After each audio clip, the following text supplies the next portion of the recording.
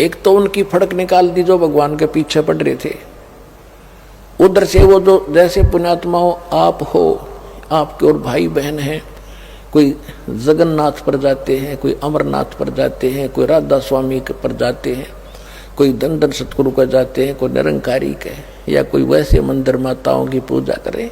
ये सब भक्ति के लिए, भगवान के लिए तो भटक रहे हैं। और उस समय जो घर त्याग के आश्रमों में रह रहे थे वो भी तो उसके प्यारी आत्मा थी भगवान की, वो भगवान के लिए तो भटक रहे थे। 3 दिन अपने बच्चों को वो भोजन खिलाया और उनके 10-10, 20-20, 50-50 वर्ष के वो सोना चांदी दो न जाते बेची होंगी, कि ये खा पी लेंगे भूखे मराण इस गंदे लोक में। इन पार तो जब होना है, जब कलयुग का यो समय आना है, तब तक भी उनको राहत देंगे, दोबारा पहला नाम देंगे, उनको चार्ज करके चलेंगे।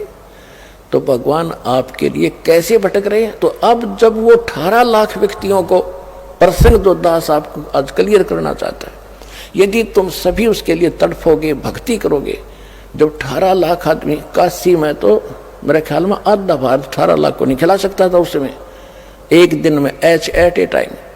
और जब सतलोक से उनके लिए भेज दिया तो यह 7 अरब हैं, 8 अरब हैं हिंदुस्तान, पूरे संसार की आबादी, उनको खिलाते उसने के देर लगेगी अगर आप भक्ति करोगे तो। ये वो भगवान है।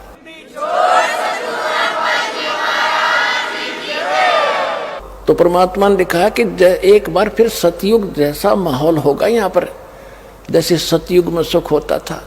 तो वो आएगा कहाँ से? आपकी भक्ति के कारण आपको भगवान सतलोक से भेजेगा और यह सारे ठाठ करेगा। कोई चिंता, कोई टेंशन उस भगत को नहीं रहेगी जो सच्चे दिल से भगवान की भक्ति करेगा। कबीर साहब की यह सत भक्ति।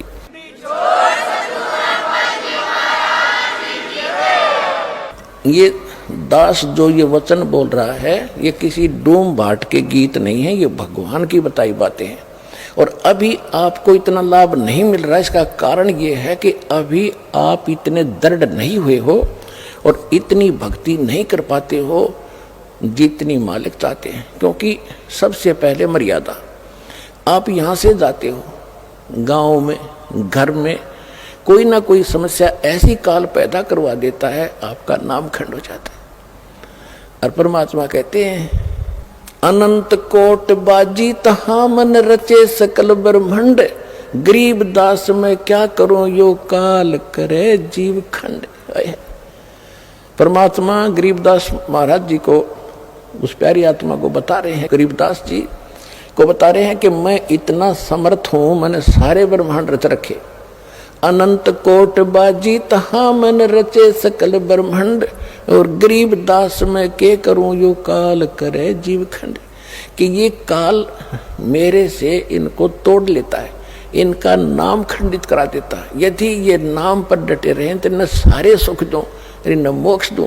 तो अंत में भगवान भी दुखी हो जाता है कि मैं क्या करूं, ये खंडित करवा देता कोई न कोई बकवास करवा के, फिर मैं नहीं कर सकता, इनको कोई लाभ नहीं दे पाता, जिस कारण इनको अविश्वास हो जाता है। फिर ये मुझसे दूर चले जाते हैं और फिर तो सदा दुखी रहना ही रहना है इनको, मेरे से दूर हो करके फिर सुख कैसा। तो पुण्यात्माओं, सबसे बड़ा काल ने अब ये जाल फैला रखा है कि आपका नाम खंडित करा देता है। फिर आपको आपत्ति आनी है, से नाम भी ले रखा है, फिर अविश्वास हो जाता, वहां भी गया था, मुझे कोई लाभ नहीं मिला, चलो कहीं और धक्के खा ले। तो फिर तो धक्के ही धक्के यहाँ से जाने के बाद। लेकिन इस ज्ञान के बाद आपको ऐसा विश्वास हो जाएगा जैसे काग जहाज का, फिर सूझ जाए और न ठोर। तो दास आपको पहले ज्ञान कराता है, फिर आपको नाम देता है और फिर आपको समाधान भी देता है भगवान, फिर आपका मोक्ष ऐसे होगा।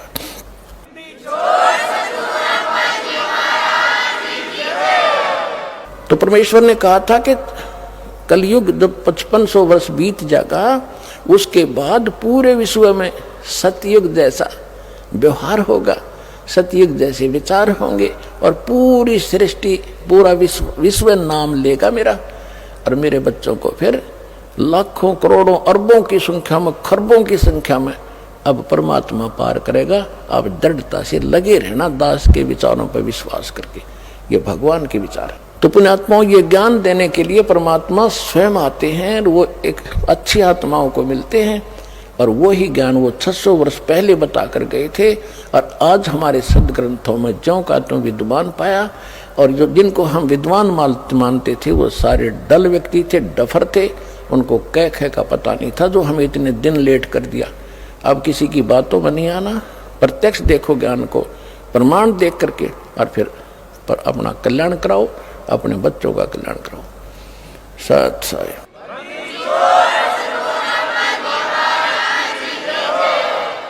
परम पिता परमात्मा पूर्ण ब्रह्म सर्व सृष्टि के रचनहार, सर्व सुखदाई पापनाशक,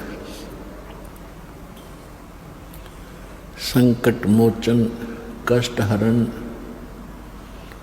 मंगल करने वाले परमेश्वर कबीर जी की असीम रजा से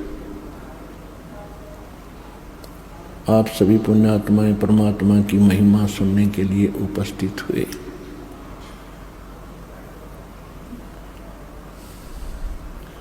इस मानव को, इस प्राणी को सबसे पहला,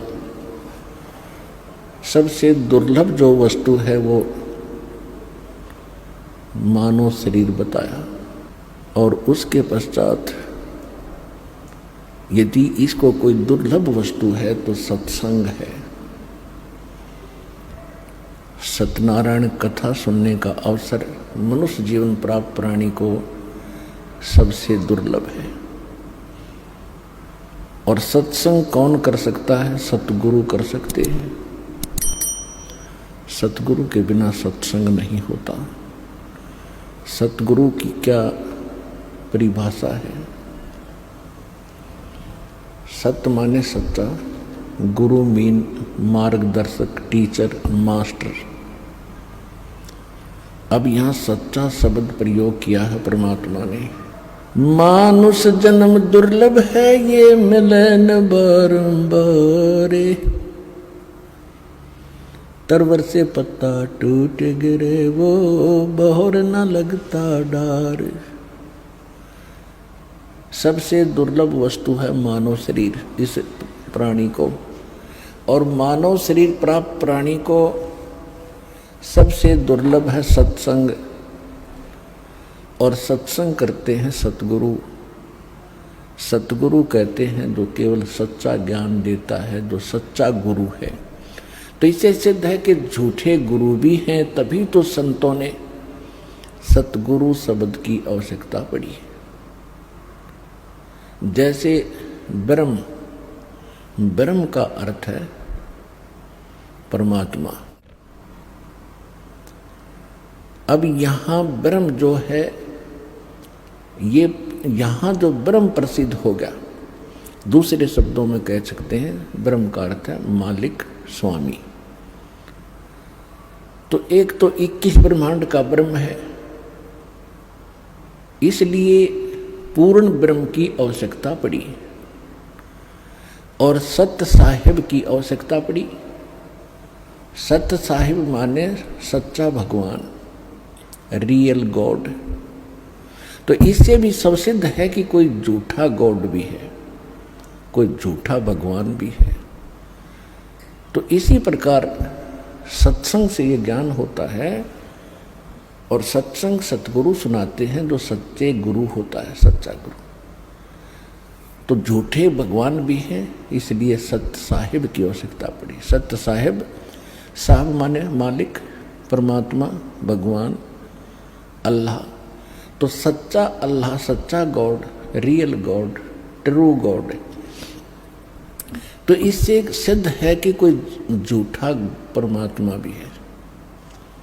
तो जिस लोक में हम रह रहे हैं, ये झूठा भगवान है, झूठा प्रभु है। ये सत्य साहिब नहीं है।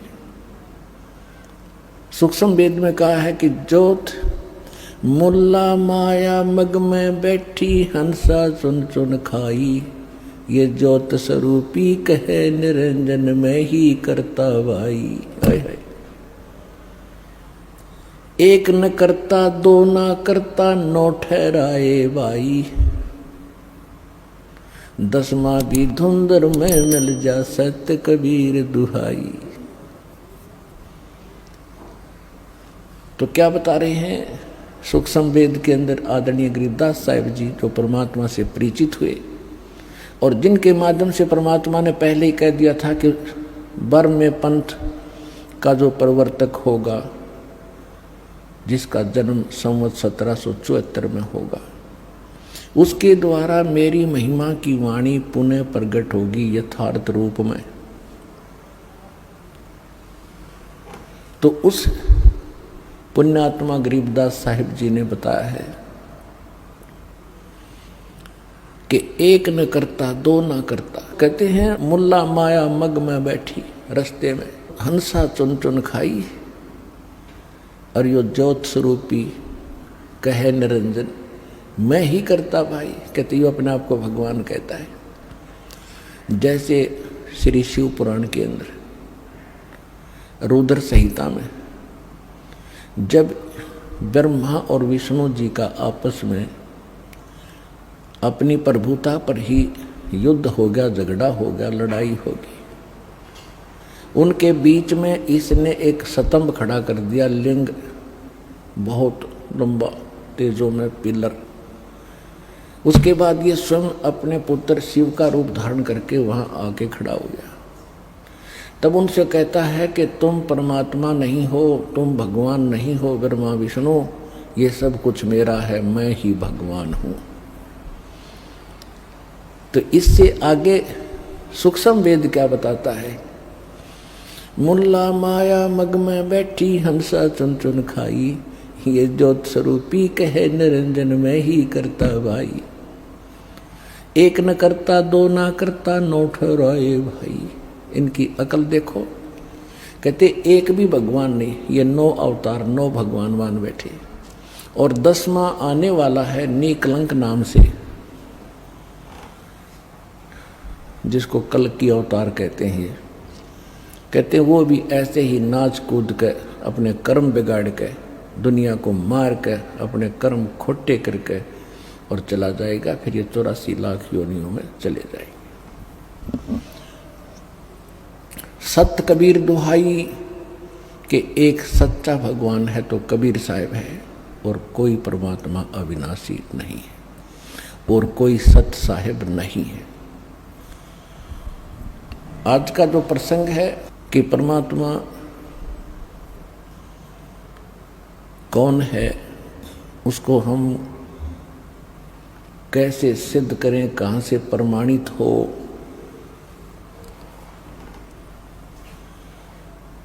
और जब वो परमात्मा प्रमाणित हो जाता है सब सदग्रंथों से, हमें कोई शंका नहीं रहेगी, तब हम परमात्मा मानकर जो साधना करेंगे तब वो भगवान हमें अपना पूर्ण लाभ देगा।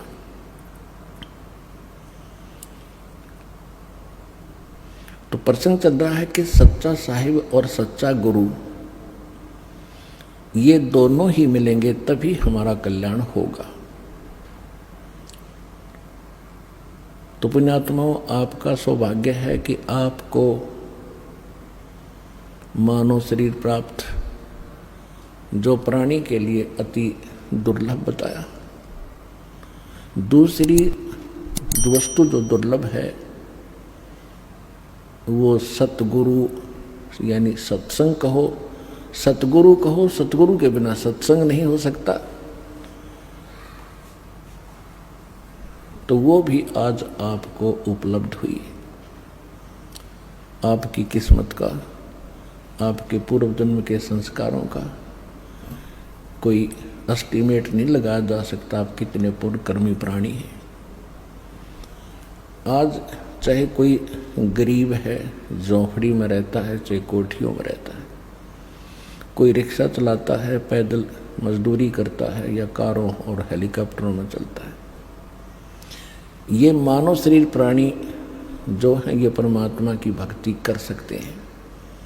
और दुर्भाग्य उनका अभी जो खिलौनों से ही खेल रहे हैं। सौभाग्य आपका जो भगवान से परिचित हो चुके हैं और इस मार्ग पर अग्रसर हो लिए। अब जैसे दो प्रकार से